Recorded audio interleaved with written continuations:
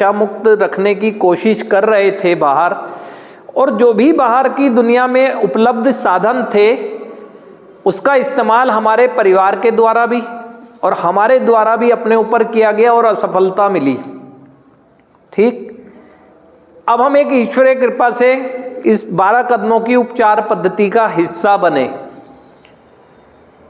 तो शुरुआत में हमें फिजिकल विड्रॉल हुए, उसके बाद जैसे ही हम सामान्य स्थिति में आए तो इमोशनल विड्रॉल होने लगे, क्योंकि हमारी सोच बहुत तेजी से अपने पास्ट का चिंतन करने लगी।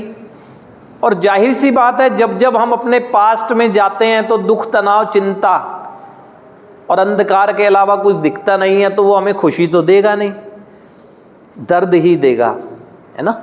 वो हम महसूस करते हैं, निराशा आती है। लेकिन कार्यक्रम में जैसे बने रहते हैं हम, तो हमें मार्गदर्शन जब मिलता है, क्योंकि जीने की चाहत हमारी बरकरार है, जीवन जीना चाहते हैं, हमें रास्ता नहीं दिख रहा, लेकिन जब कार्यक्रम के माध्यम से संदेश पहुंचता है आप तक, वो मार्ग दिखाने वाले लोग अपने अनुभव से, विचारों से आपको बताते हैं, तो आपके अंदर एक उम्मीद आती है ना। तो आप इमोशनल कंट्रोल करते हैं अपने आप को ना, विचारों में बदलाव करने लगते हैं, और कुछ समय बाद ही आप देखते हैं कि आपका प्रोसेस स्टार्ट हो गया है, कि पूरे दिन की प्रक्रिया में आपको अब अच्छा भी लग रहा है, बुरा भी लग रहा है। कभी ज़्यादा अच्छा लग रहा है, कभी होता है कि बुरा लग रहा है, प्लस माइनस चलता रहता है, और यही एक ज़िंदगी चलती है। ज़िंदगी हमेशा ईसीजी की रेखाओं की तरह ही चलेगी, up down up down up down, उतार चढ़ाव आएंगे। सीधी रेखा तो शो कर देती है कि अस्तित्व ही नहीं है ना। तो हमें दिखता है ऐसी चीज़ें ना, अपने अंदर हो रहे बदलाव,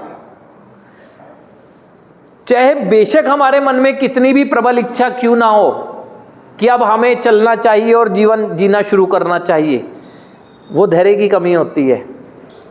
चाहत अच्छी है आपकी, लेकिन जल्दबाजी है। जीना हमें है ना।